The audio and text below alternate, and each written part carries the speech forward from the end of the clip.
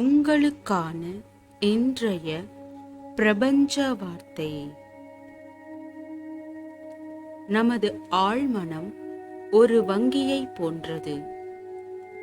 நமக்கு தேவையான ஒன்றை வாங்குவதற்கு மற்றும் நமக்கு சாதகமான ஒரு சம்பவம் நடக்க வேண்டும் என்றாலும் நம்மிடம் தேவையான பணம் இல்லை என்றாலும் நாம் அனைவரும் நினைத்ததை போன்ற சம்பவம் நடக்க வாய்ப்பு இல்லை என்றாலும் கூட அந்த பொருளை வாங்கிவிட்டது போன்றும் அந்த சம்பவம் நடந்துவிட்டதை போன்றும் ஒரு அகக்காட்சியை கற்பனை செய்து அதை நம்பி தொடர்ந்து உண்மை என உணர்ந்து கண்டு கொண்டே இருந்தால் நாமே அறியாத ஒரு விதத்தில் அந்த பொருளும் கிடைத்துவிடும்.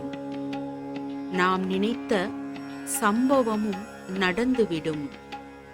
அறிவோம் ஆழ்மன ஆற்றலை. பிரபஞ்ச பேராற்றலுக்கு நன்றிகள். வாழ்க வளமுடன்.